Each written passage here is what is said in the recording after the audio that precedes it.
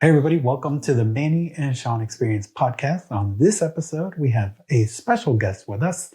His name is Scott, and he's from the Left of Str8 Show podcast. Stick around, stay tuned. 1, 2, 3, 4.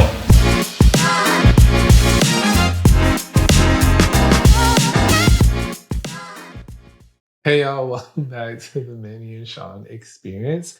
So glad you guys could join us today. For those of you who don't know, this is Manny. And I'm Shawn. How are you doing today? I'm doing pretty good, you know. It's that lull of post-vacation life. I hate that lull. People like to say, welcome back to reality. And I'm just like, I never really left reality. I just blocked, that work life out. I do kind of hate when people say that because I'm like, I didn't leave the real world. I was still here. Yeah. It was just not my normal routine. Yeah. There was still kids when I got off the boat. So I'm just kidding. We love kids. Love them. So ask me how I'm doing. How are you doing, sir? How is your life going? My life is great. Is it in shambles? Is it great? In shambles now. No, I'm good. I'm doing good this week. It's been I have to say, it's been a easy coast into the work kind of week, especially after getting back from vacation. I can agree with that. I usually have the worst weeks post any kind of day off. Yeah. And this one has been eerily calm. Yeah. Calm before the storm. Oh God, is the following week going to be the traumatic one? Who knows? Well, like we said at the top of the show today, we have a special guest with us. We have been on his podcast. It's called the Left of Str8 Show podcast. We're excited to have him here. He has over 7 seasons now in his podcast of interviewing LGBTQ plus members that have been actors, directors, choreographers, foodies, authors, you name it. He has done it over the course of his podcast career. And there's nobody better to tell you about his life and his podcast journey than him himself. So I'm going to let him do the talking, right? Yes, let him talk. And we're going to go right into the mixtape and we're going to get to meet Scott. See you on the other side. Get it? Hamilton reference. Meet me on the... Yeah, that. Meet me... I wasn't saying meet me inside. Let's go. You're in the mix.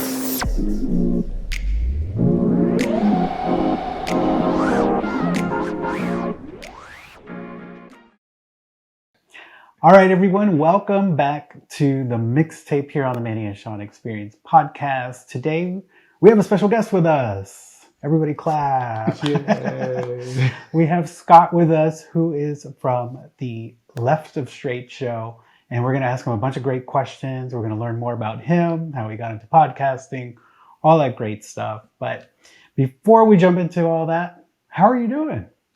I'm doing good. How are you guys doing? Doing good. Can't complain. Yeah, it's post-vacation. It's post-vacation. I'm a little sad. Apparently, I don't have enough friends, and you have too many, because 11 people got to go with you on a cruise. I was not number 12. What's up with that? I was free last week. I had nothing to do. I'm hearing about Mexican food. I'm hearing about all these great things. Way too much champagne. And I'm sitting at home in Northeast Ohio freezing my little hiney off last week. But so I guess you have too many friends. I'll try to find some new ones, but I appreciate you. Hey, look, everybody wants to do it again next year, so we're going to invite you next year. Yes. Yes. We're seeing if we can make this an annual thing or not. Yes. We'll see. I mean, I don't know how we got that many people on board, honestly, but it worked out. Well, happy birthday to you, Manny. That's amazing. Sounds like a great time. I love the podcast, talking all about it. That was great. Thank you. I appreciate that. So we know who you are. We've been on your show. I just wanted you to introduce yourself to our listeners and share a little bit about you and your background and how you got into this world of podcasting. Sure, I appreciate it. I started 8 years ago, back in 2015. I moved to Northeast. So I was born and raised in Southern California. My parents were born back east. My dad was born close to where I'm at now in Ohio. My mom was born from Indiana. They both, their parents moved them both out to California when they were young. Met in high school, got married, had me and my brothers and everything. So they retired back here. And I came back to visit in between jobs. I had just quit a job after 4 years. Was going to come visit for a month and then just got sucked into the black hole that is Northeast Ohio and living near your parents again. You know how that goes. So I came to visit, and it was great kind of reconnect with them. I hadn't lived with them in like 5 or 6, the same state in 5 years or so. So it was kind of nice. And then my dad got pretty sick. So he needed me to move in with them and help take care of him. My mom is 5 foot period. My dad was 6'2" and about 280 pounds. So she couldn't really move him around and everything when he wasn't feeling good. So I left my job and came home to take care of him. And he was sleeping so much, I was bored half the time. I didn't have anything to do unless he was awake. I could take care of him, cook for him, whatever he needed to do. So I was listening to a lot of podcasts at the time. I'd always been active in LGBTQ issues. I was the chairman of our Pride Center here in Northeast Ohio for 3 years and things like that. So I thought I would try a podcast and see what it was like. And I think I talked about it when I had you guys on my show. I was very lucky 8 years ago. You were still kind of able to get guests over social media. You didn't have to worry about publicists and stuff. You can do a DM, and LGBTQ guests weren't getting that much press anyway, so they were always thankful to go on shows. Yeah. So I got some really great guests early on and just got lucky, and it kind of snowballed from there. So I've been doing it now I just started my 7th season in January. I took 2 years off for the pandemic, 1 year because entertainment kind of died, and I primarily do entertainment, foodies, and books and music. And second year, I just couldn't get my happy about motivated. You know, when you take a month off of this, I'm sure you guys feel the same way.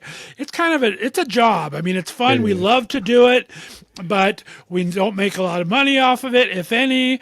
And after you take some time off, it's like, oh, do I really want to get back on that treadmill?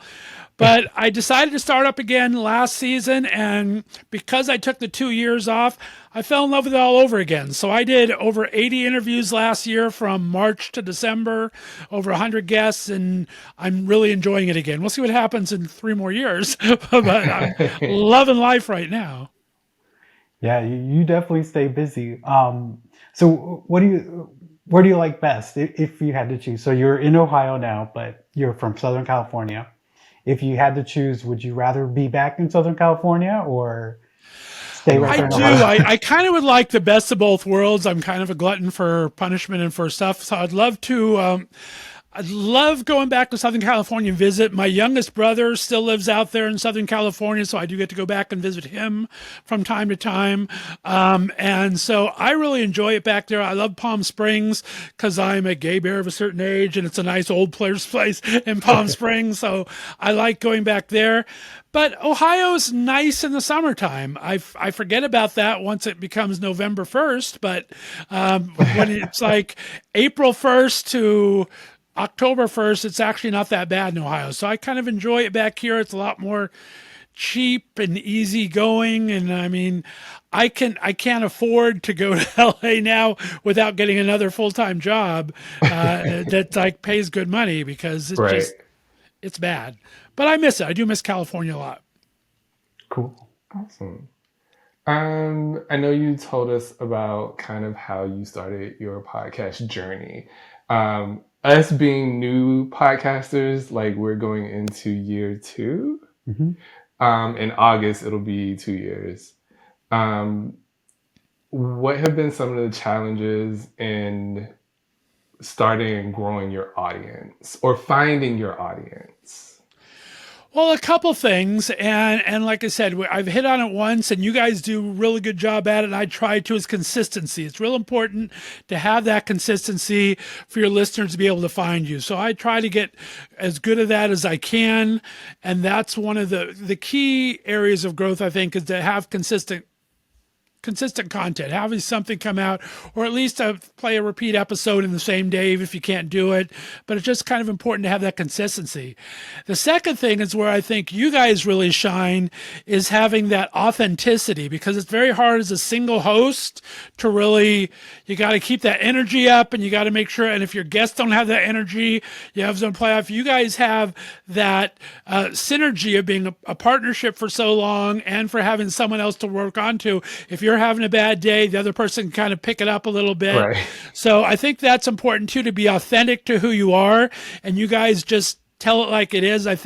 I love listening to your podcast. Why I gave you guys like one of my top 10 from last year, because you really have that authenticity. You talk about what's important to you, but you talk about issues that are important to the LGBTQ community at large, which I think is important. So those are really, to be a successful podcast, those are the two things you need. Try to have some consistency with what you're putting out, and try to be as authentic as possible. Yes. Yeah. I love your interviews. They're all different. Everybody you have on is a little different, and it kind of shapes the interviews that you do as well. And especially with the person, whether it's somebody from Broadway or an actor or a director, it really shapes all your conversations a little bit differently, and they all have like their own flair and taste to them, which I like. Yeah. Well, thank you. I appreciate that. One of the things I've tried to do, and I've kept to it mostly over the 8 years, is I do things that I'm interested in. That way I know I'm at least going to be interested in the interview. My big things are entertainment, foodies, books, and music. I love those 4 things. I expand out in different areas, and I booked most of my own guests, right? So I go for people that I want. I'm not in a big podcast community where I beholden to a sponsor or anything. I can kind of choose people that I want to talk to. I've only had, I think, in my 7 seasons, probably 5 guests that they reached out to me that I said okay, and I wasn't really thrilled with what it was afterwards, but I think that helps. I mean, that's what I like, the diversity of it. It stays in those 4 main areas, but it's a lot of different parts of those main areas, whether it's a Z Machine rock and roller in music, or I've had these opera people. So it kind of depends on the mood, and it's kind of fun. How do you book guests? Do you still reach out via social media now? Is it harder now because a lot of people have publicists and things, or? It is harder now because there's a lot more blocking options on the social medias. But I would say when I first started out, I was about 100% social media. Okay. And then probably around season 3 or season 4, I started getting known enough and doing much that I would have publicists start reaching out to me. So now I have a mix of probably, I would say maybe 60-40, 75-25 of me reaching out, mostly because, like I said, I want to talk to people that I'm interested in. So right. I'm on Instagram a lot, and I see people's profiles I like, and if I look and see if they have a email contact with them, I'm going to jump on it. A lot of them will have their email in the contact. So I reach out still to about 60 to 75% of my guests, and I have publicists that reach out to me now. With this organization, I told you guys, I think it was off air, that I'm in this Entertainment Critics Association now, where I actually do critics of movies and television stuff. I'm getting a lot more publicists that are offering me things now, but it's honestly, I turn at least half of them down because it's just things that I'm not really interested in, things I don't think I'd be able to give an interview to. But I do have people reaching out now, which is nice. Like I said, 25 to 40% now, which is better than I ever had before. It's just, I'm very picky on what I choose. I have to have interest to it, so I make sure it's as fun for listeners as it is for me. That's awesome. Yeah, because I always wonder, like I always tell Manny, I was like, he always gets some really great guests. I'm like, and like, no shade, like a lot of good like celebrities, and like even the guy from like the Obama administration, like different levels, and all of these people have some ties to the LGBT community, the alphabet community. But I will always tell him, like, I'm always impressed by the guests that he gets. Yeah.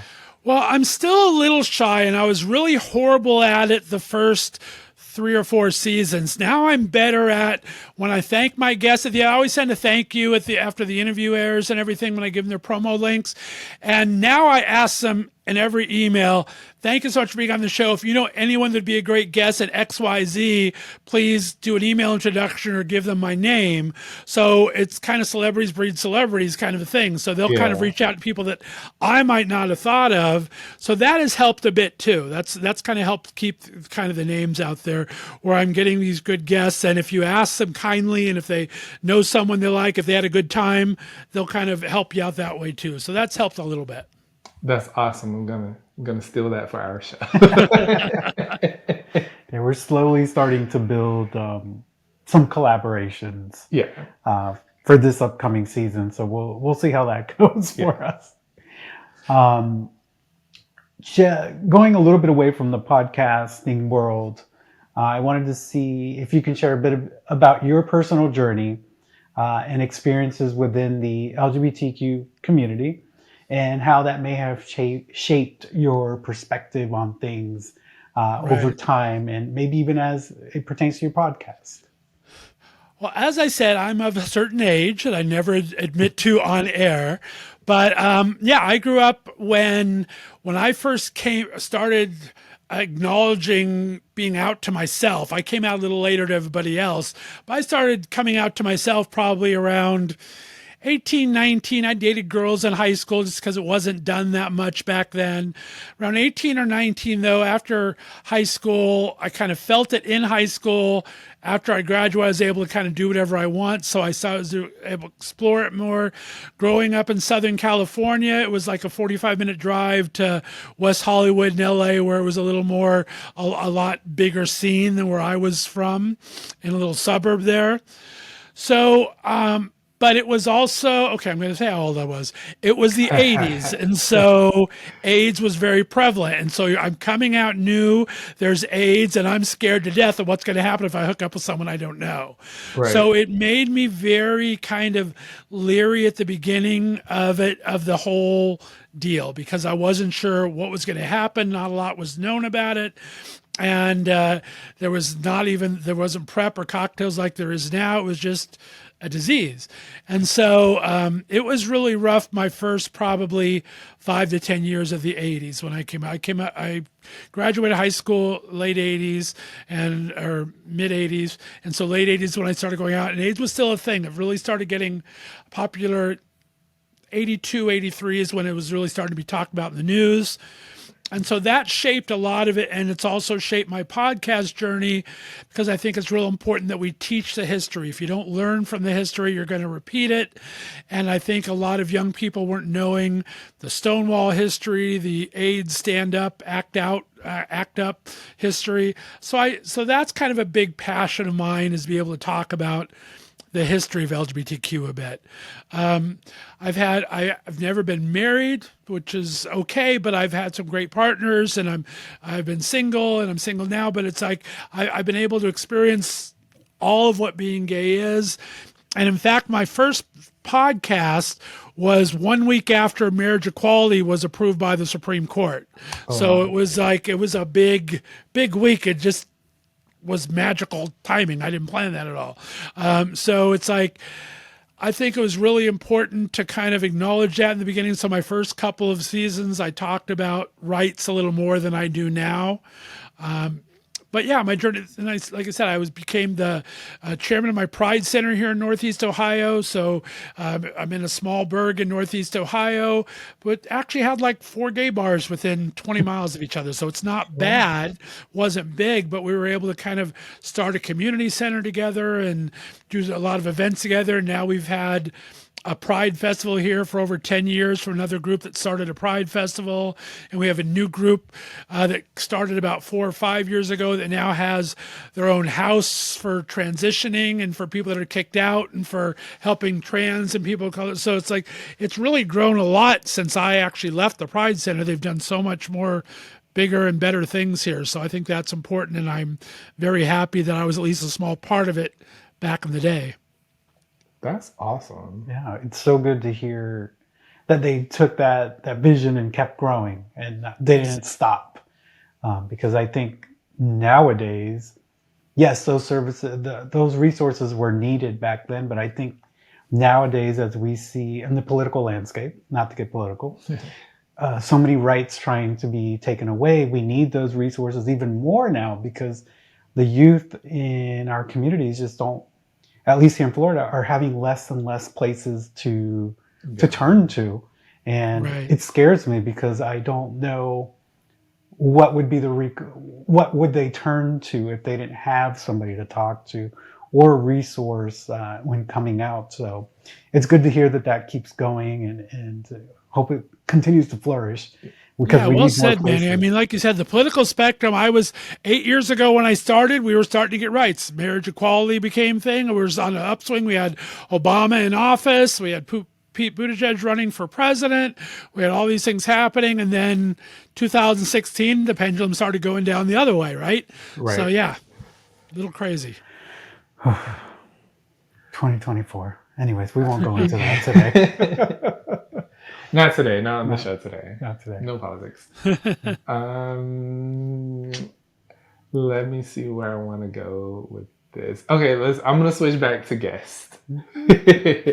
Okay. So could you tell us one guest you've always wanted to book and you did? And then can you tell us one guest you really want to get but have been unable to book? Ooh, good questions. Okay. A guest that I always wanted to have recently was Garrett Clayton, who I really like a lot from back. I'm still a kid. I mean, I don't know. All gay kids, all gays are kids forever, right? We like our video games. We like our Disney. We like all that fun stuff. So Teen Beach Movie and everything. So I've become social media. I've been able to talk to Wilson Cruz on social media a couple times. He hasn't been on the podcast, but we talk. And then I had Ryan Carnes on, who was a little bit before your time, but he was in the, I hate to say the name loud, but Eating Out movies, the really fun gay movies back when it was gay and silly. And then he was on Desperate Housewives for a year as the gay son's boyfriend on there. And I really always liked him as an actor. And so I've had him on a couple of times. Who I really haven't got on yet, I've tried a lot of times. Oh God, who am I always reaching out to? I'm kind of a little bit of a Star Trek nerd, so I've been trying to get in, and I love Broadway. So Anthony Rapp checks all those boxes from Rent and from Star Trek Discovery. So I've reached out to him a couple times, and I was real close to getting him, and it didn't happen, and that bummed me out a lot. So I like him a lot. Who else recently? There's some people that I just circle around to that keep coming back. No one off the top of my head besides I know Anthony Rapp's one of the more recent ones that I tried to get on. Okay. Are you persistent with that? Like if you get close, you just keep trying?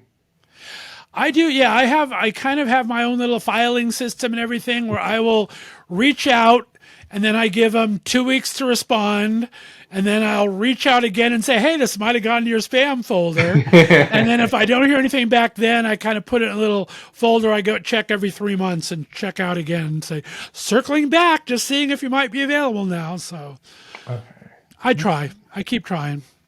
I mean, that's all you can do. Because at the end of the day, all they can do is say yes or no, right? Exactly, right? Shoot your shot. Who would be your dream guest if you could do any celebrity? Who would you guys like to get? I know. I think I asked you music-wise. I know you're music people. Music. Yes, when you're on my podcast, but I feel like we both really want Nicole Byer. We did say that on. We did say that on the show. I feel like she would be. Yeah. If I couldn't get Nicole, have you reached out to Nicole yet? We haven't. I'm too scared to. That's going to make it impossible. I hate to tell you this. If you don't reach out, it's a lot harder to get them. Just like if you don't press record, right? Exactly. If you don't press record, you miss your opportunities. Right. I would really love to have Lin-Manuel Miranda or President Obama and First Lady Michelle Obama. because I absolutely adore both of them. We're shooting for the stars. I'm shooting far. Oh, that Zane Phillips too. Zane Phillips, a really good-looking guy that was on that short-lived show Glamorous, and he was on Fire Island, and he's just a really good-looking guy and a good actor and just kind of a nice guy. I've tried a lot of times for him too, and I haven't made any headway there. Keep trying. Every 2 weeks. Right. Every 3 months afterwards. Every 3 months, he's going to get an email, whether he wants to or not. Would you have somebody else besides Nicole Byers? Well, musically, I would love to talk to Janet. I will, I don't know how we get through the interview. I don't know how he would get through the interview. Anybody else? I don't know. I would love to talk to Pete Buttigieg, actually.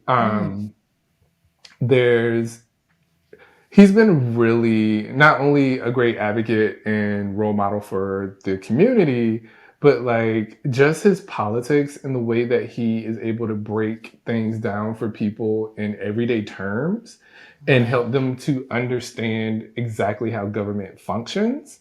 I would love to talk to him. I love that. I love that he's unabashed. He'll go on Fox, he'll go on CNN, he'll go on anyone, and he'll speak his truth. And he speaks so well. I love that. Yeah, you're right. And he's not afraid of any interview. Like you said, he'll go on Fox. He'll talk to Republicans. He'll, talk to people at a town hall and answer your hard questions. He doesn't shy away from it. And I love that. Right. Wow. Let's email Pete. Let's see let's start with Pete. You never know. There you go. Maybe we could do a collab, all three. Yeah, that would be nice. We'd have a little nice long conversation. A little panel. I love that. Yeah, all right. So I know you told us a little bit about that you're a part of. How do you say the GALECA? How do you call it? Yeah, GALECA, whatever, Gay and Lesbian Entertainment Critics Association. Yeah, I still get tongue-tied by it. So you shared a little bit about them, but how did you actively get involved with that? How did you get started with that? When I read that, it sounds like such a big thing. How did you get involved? Pretty much it was dumb luck. I mean, I do a lot of, like I said, entertainment interviews, and I always post them in different areas. And I think I reached out to maybe Broadway World or some magazine at one time and kind of put something out there. And so last year, the president of the organization reached out to me and said, would you like to be part of this? It's a big organization. They have I think it's 250 to 300 critics now from all over the world that kind of does this, and from different areas. A lot of them are film critics, a lot of them are podcasters, a lot of them are television critics and everything. So it's a nice array of people, Broadway critics. And I think I had just posted something on an interview I did, and they read it and said, I'd love to see your links. I sent them my links. They listened to some of my interviews. They said, this is what this is all about. We'd love for you to join if you're interested. And I said, great, really not knowing what it was, except they did these 3 award shows here. They do their own, their LGBT-centric awards called the Dorian Awards, and they do one for television, one for theater, and one for movies. So same 3 times a year, sort of like an Oscar, Emmy, Tony type of thing, called the Dorian Awards.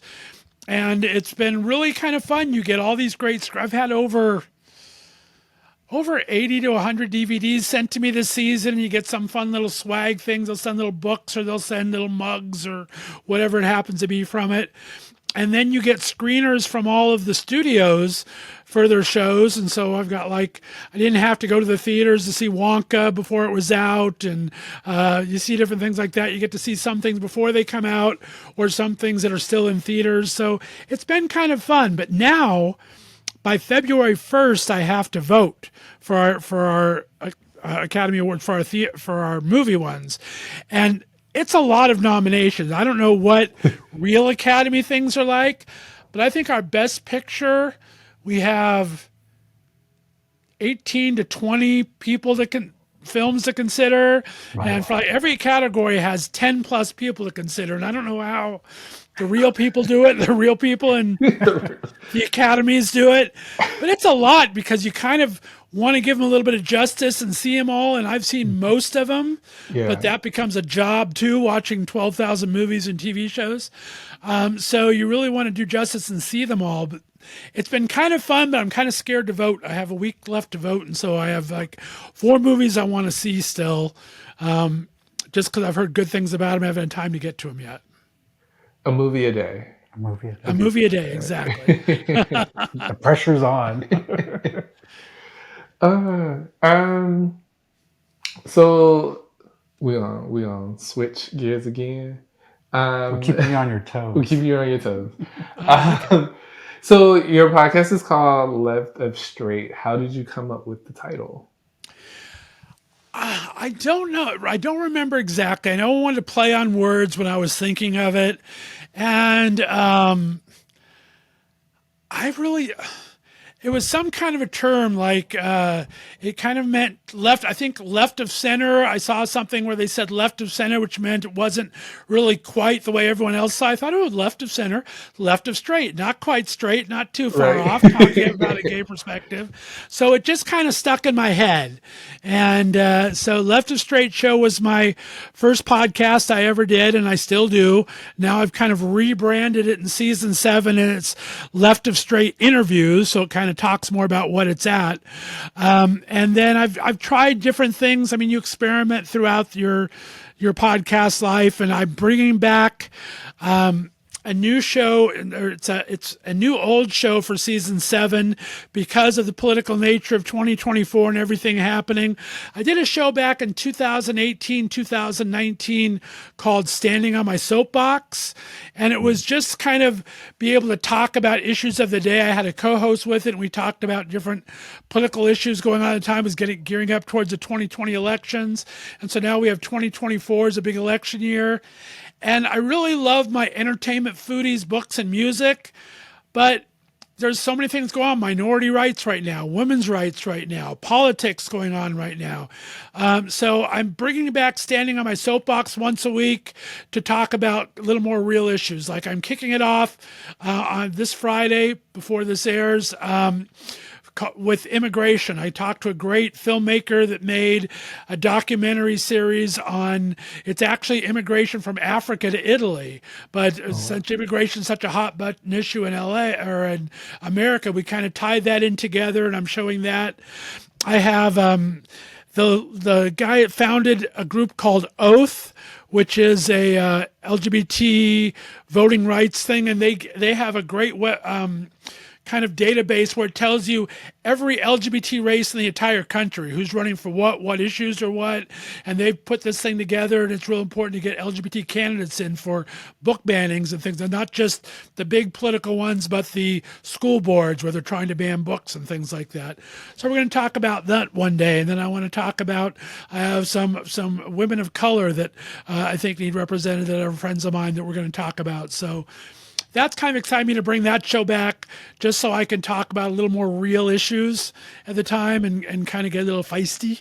So that'll be happening. But Left of Str8's always been my flagship show, where it's the interviews and just talking fun things with fun people and trying to keep people entertained and talk about what's going on out there. Awesome. Yeah, I'm excited for the new show, or the renewed new show. Renewed. You guys will have to come co-host a show with me. I need co-hosts for you. I'm not doing these alone. So Look, pick a hot butt issue. I think in Florida you might have 1 or 2 issues you can pick from. I just don't a know. couple. That we can make for a Standing on Our Soapbox and talk about Florida one day. You guys would be perfect co-hosts. Oh man, Yeah. we would love nothing more than to. Sometimes with our podcast, we're like, we're getting a little too political. We have to like bring it back. This is going to be all. I'm going to hit that little button that says mature content. Yes, on this podcast. We're going to say whatever we want to say. It's internet radio, baby. And if we're pissed, we're going to be pissed, you know? I love it. Oh, we definitely want to be on that one. Kind of tailing on that too, like you're rebringing that show back. I've seen that you have some other shows that you've done if I'm not wrong, like Bears of a Certain Age, and then you do like some collaborations. I forgot what it was called, the foodie ones that you've done as well. Like, are those all separate shows that you try to They're produce all all the time? separate. Yeah, nothing's a real big. I've kind of rebranded again in season 7 to now. It used to be Left of Str8 Radio, where I had a bunch of everything. Now it's Left of Str8 Podcast. They're all like little mini podcasts, and I'm trying to put up at least one little podcast a day, Monday through Friday. That's my goal. So I have the Left of Str8 interviews is still 2 days a week, like it's always been for 7 years, and that's gonna be my interview show. And then on Fridays, we'll be standing on my soapbox again.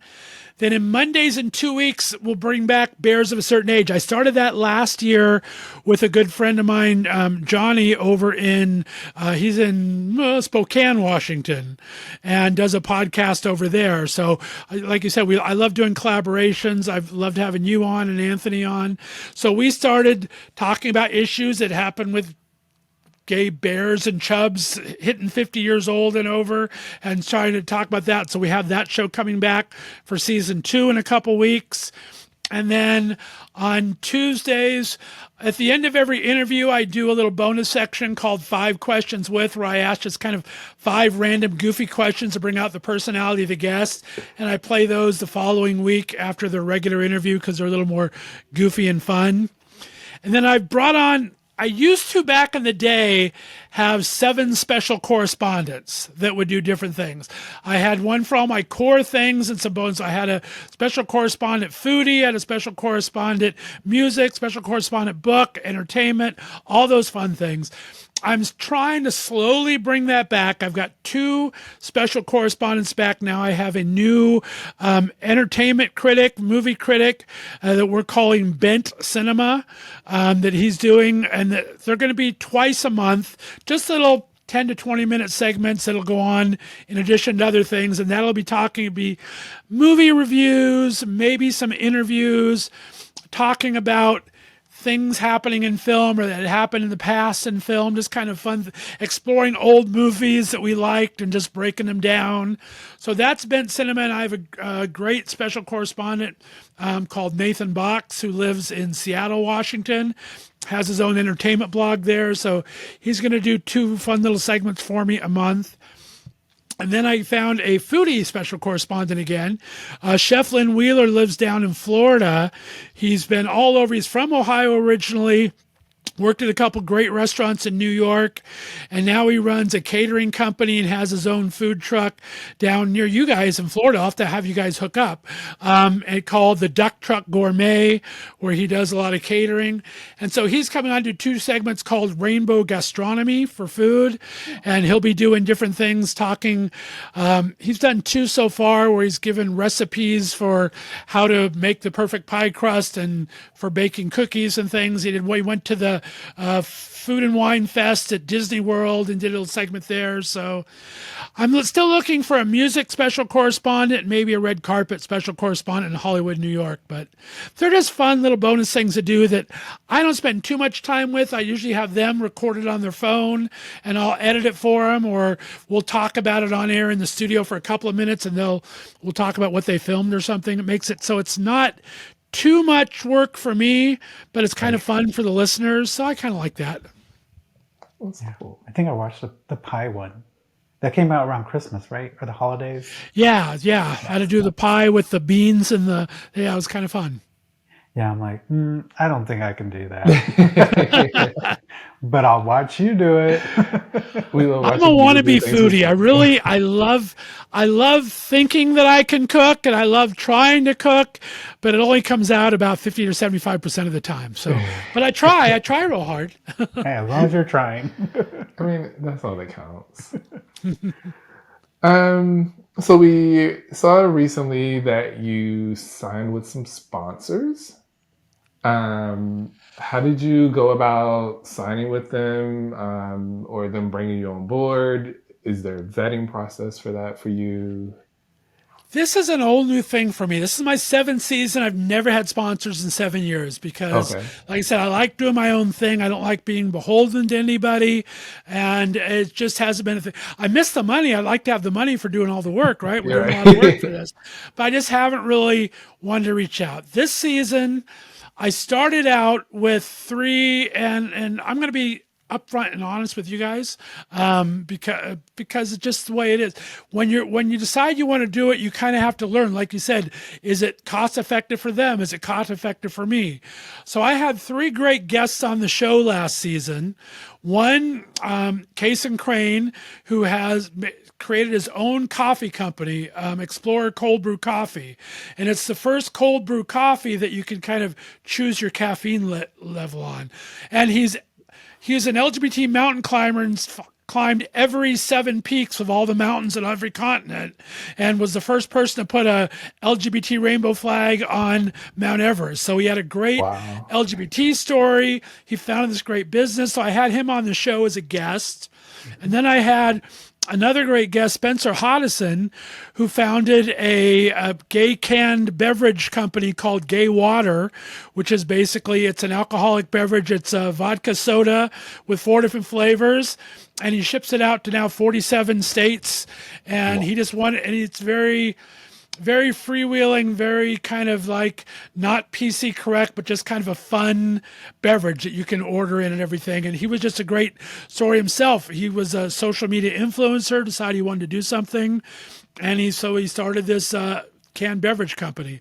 So he was an interesting story to bring on. So I had him on as a guest last year. And then a good friend of mine, since the show started back in the day, 8 years ago, is David Cruz. And David used to be on Millionaire Matchmaker with Patty Stanger, and he hooked up some gay celebrities for Millionaire Matchmaker, and then started his own matchmaking business and did it for quite a while. And so he has just changed, and with his best friend, opened a new company called Fruit Loots, which is a gifting company where you can go on their website and you can order curated boxes for birthdays, anniversaries, and pride and stuff, just to send to friends and relatives. Or they'll pick or you can pick your own stuff out of their products. And everything they offer is from businesses that are either LGBT owned, women owned, minority, BIPOC, something like that, all owned businesses. So there were just interesting stories I had on as guests. And I said, you know what, for my 7th season, I would love to bring you guys on for a month and have you be my sponsors at no charge, just so we can get the word out about your products. And fingers crossed, if it attracts other people, if these guys are getting some good results, we're just kind of seeing how the results work for them, how the results work for me, what it takes for me to edit this stuff in. It's just an experiment, and we'll see what happens. But these are 3 people I admire more than their products. Their products happen to be great, but I really want to invest in these people that are LGBT entrepreneurs that had great stories and actually have great products as well. So I thought, what a great way to kind of showcase them and to showcase what I can do with sponsors and see how we work out for each other. So that's the whole deal behind it. There's no money being changed for it, but just hopefully some goodwill, and they're going to get some sales out of it, and I'm going to get some eyes looking at it for future collaborations if people want to do it that way. So it's been a fun experiment so far. Yeah, I saw the episode about the Explorer Cold Brew. And then when I saw that you signed as a sponsor, I'm like, well, now I really have to go check it out. But he had a very inspirational story, too, when they were talking about it. So he has a great story. I mean, his whole family is amazing. Like I said, he climbed the highest peak in all 7 continents. His brother kayaked or rowboated or something from the coast of California to England's coast, like across the Atlantic Ocean, like rowing. His sister and him did an Alaska adventure thing where they're out in the Alaska wilderness for 2 months. They're just an entire explorer family. It's wild. I don't like to go to the grocery store without like a snack, but these guys are amazing. So yeah, good story. Yeah. So in terms of your podcast, going across all the different segments that you do, You've had amazing guests. I've seen so many of your episodes. I'm trying to backtrack because there's so many to follow back on that you've done that's been really great, going back and exploring your older episodes. But out of everything that you've done, what has been one episode that you have created that has been very impactful to you and in the creation process of bringing awareness to the LGBTQ plus community and its allies? I think it was back one of my earlier episodes, probably back in season 3 or 4. And and I'm doing it again this year, but I got very fortunate where, like I said, you make these great relationships, right? I'm sure when you guys start talking to more people, you guys are able to talk with yourselves, but you're just doing a lot more open interviews. You make these connections and you meet some amazing people. So I met this amazing guy in Palm Springs. He owned his own resort in Palm Springs. And he was so kind after our interview, he's invited me out there to stay for a month and do live shows for a month every year.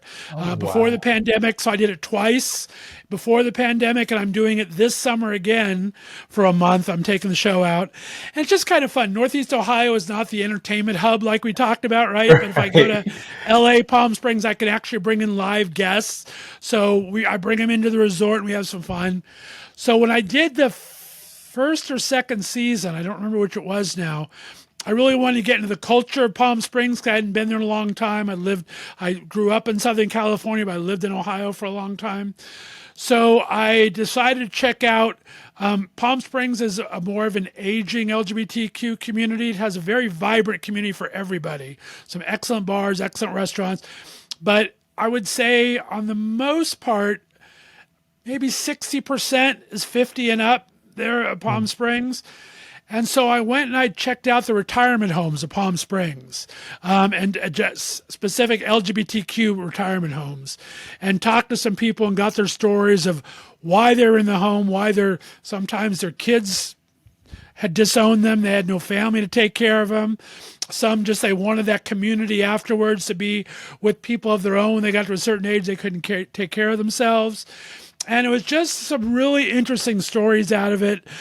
Probably one of my favorite things that I did. And I made it into like a little, it wasn't a live interview at the resort like I usually do, but it was a remote where I went out to I think I went to 4 different retirement communities out there and just had some amazing stories. And that was probably the most impactful on me. And I got a lot of great response for it from the show as well. Yeah. I gotta go look for that one now. Yeah. I gotta go search. Yeah.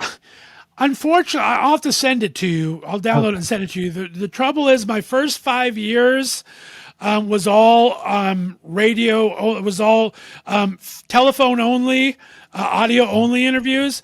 And so they're archived in a separate place. And since I don't pay for that site anymore, it only gives me 10, the most recent 10. And I had like 250 episodes on there. So it's like I have to either download them individually and send them to people, or I have to re-upload them into the new system, which I'm too lazy to do. Like I said, I need a snack to go to the orange store. But yeah, I'll send it to you. It was very impactful. It was great. Yeah, definitely. It's always good to hear people's journeys in our communities because, people say that we in the LGBTQ community at times try to make it about us, but everyone has walked such a different course of life. But then we also have something else that makes us different, that people kind of look at us weird at times, if you're gay, if you're lesbian. So it adds more into the complexities of our lives and our paths. So I always love hearing those kind of stories because even though we live in different times, we may have also intersected at some point in the same feelings and the same environment or situations as we grew up. So I love hearing those kind of stories. Well said.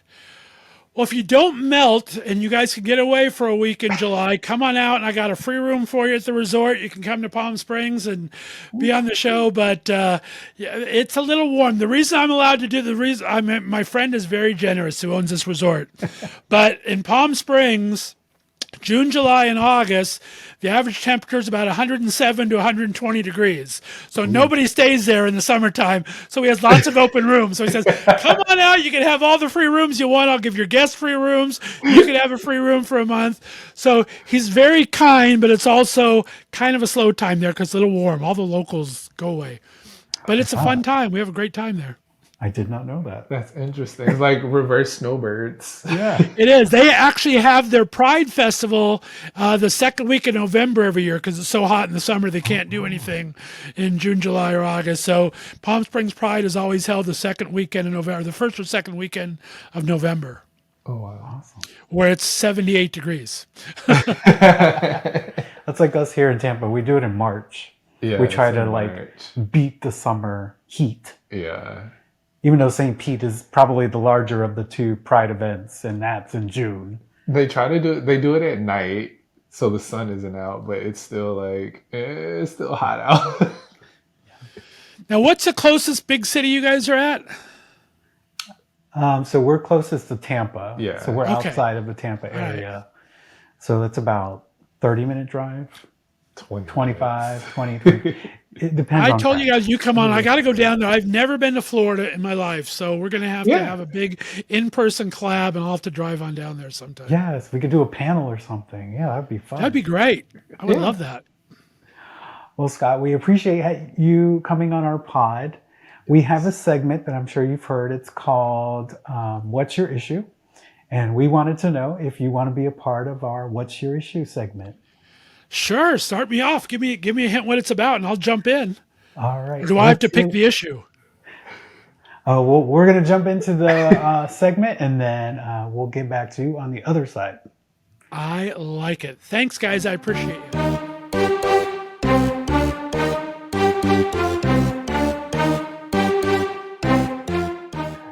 Welcome to What's Your Issue? This is just a segment where we have our own little individual topic that we want to talk about. Your issue can be anything. It could be something good. It could be something that pissed you off. Someone that pissed you off. It's up to you. So whatever issue you may, do you have an issue? I want to let Scott go Okay, first. well, let We're Scott putting you go. on the spot. I got to pick an issue? Okay. Oh, my goodness. All right. What's got me upset this week? You guys trying to stay away from politics, or does it matter? Let's see. It does not matter. Ours are usually political. They usually are, because those are the things that usually piss me off the most. This whole just the hypocrisy of the Trump things, the thing it pisses me off, but the thing that's really funny, I don't know if you guys saw this or not, but there's this one little mid-20s little punk kid that's been a pro-Trump guy forever, just rah-rah Trump, and he was at the January 6th insurrection, and he's been a Trump deputy campaign manager, 28 years old, all over the place. So when Trump was in New Hampshire for the primary this week and had his little victory party afterward, the day before that, or the day of that, his lawyer, one of his little lawyer girls or whatever, said had to postpone the trial because her parents had COVID and she was getting a fever. So they postponed the trial for a day. It just happened to be this New Hampshire primary.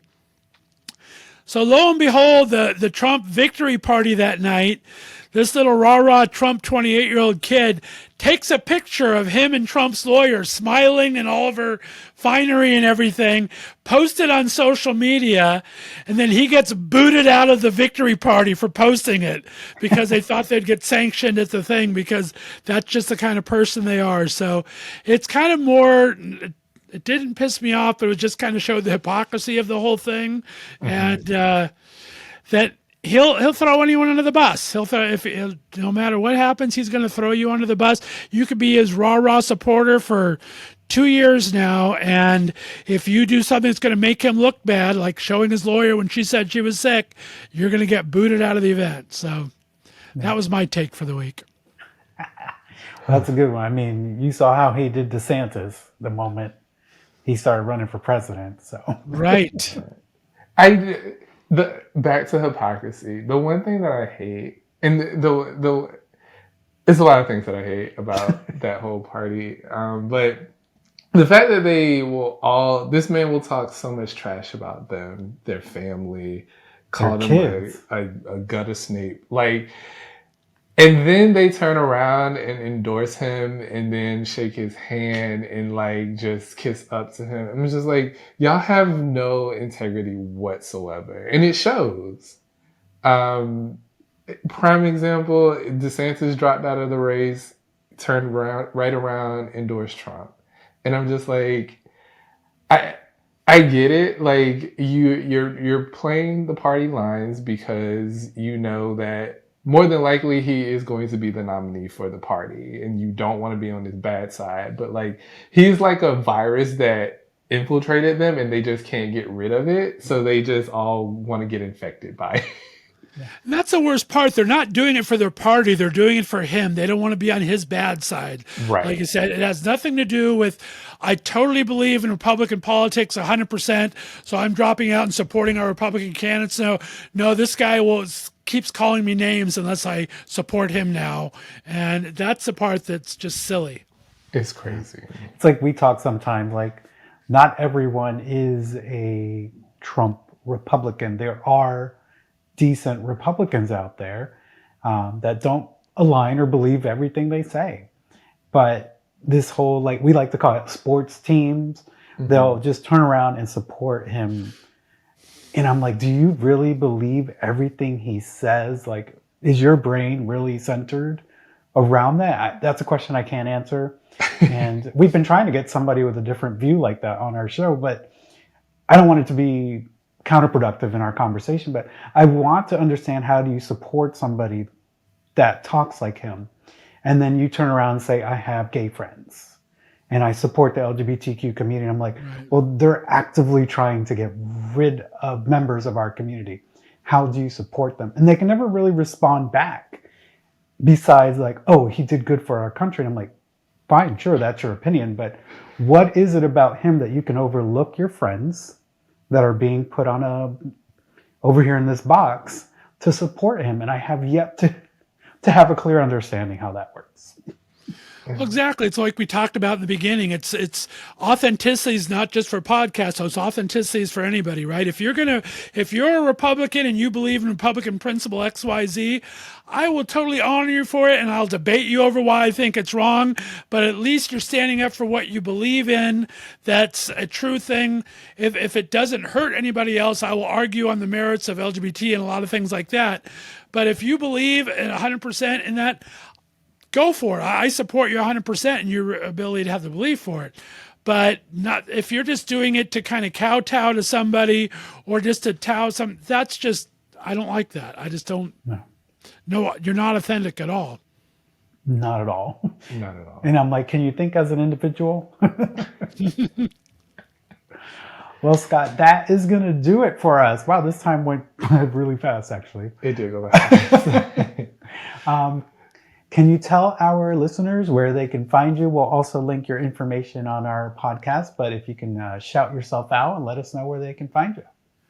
Thank you. I will. Thank you so much for letting me on. I had such a great time having you guys on. Like I said, you're my top podcast to listen to from last year, and I listen to every episode. You guys have such a great chemistry together as a couple and what you talk about. So thanks for giving me the opportunity to come by. You can find me just like leftofstr8.com. It's LEFTOFSTR and the number 8.com. Has all the links to the social. It's the same on pretty much Instagram and all those other fun things. You can find me, but and we're on all the same podcasts, I think, Apple and iTunes and Spotify and all the fun places. But thanks again. It's been a lot of fun. I appreciate it, guys. Thank you. It's been fun. Like we had a lot of fun being on your show and answering all of your questions, and we wanted to reach out and have you on our show. Thank you so much for collabing with us. Like we feel like we're the babies here because we're just really getting into this podcast world. It is a lot of work. I don't think people understand how much work it is sometimes. But it's good to have people like you and some other people that we talk to and collaborate with who understand what it takes to make a podcast. And you have just been super helpful and super loving and supportive. So thank you. Well, thank you. You guys are killing it. Like I said, with all of the graphics and the sound, I couldn't do that in 5 years, Shawn. You're amazing at that. And Manny, you do great social media posts. I mean, it's just everything is just so good out there. So you guys are killing it. And I just see nothing but huge growth for you both. As long as you can keep up the pace, like we said, this is tough work. It is like consistency. Yes. Well, thanks again, Scott. We appreciate you coming on. Definitely check out his show. We'll put the links in our descriptions on YouTube and our podcast. And hopefully we'll be on your soapbox show soon and debate a little politics. There you go. Standing on my soapbox very soon, Manny and Shawn. I like it. Thanks, guys. All right. Thanks, Scott. Have a great night. Have a great rest of your week. You too. Thanks, my friend. Thanks. Wanna hear you go.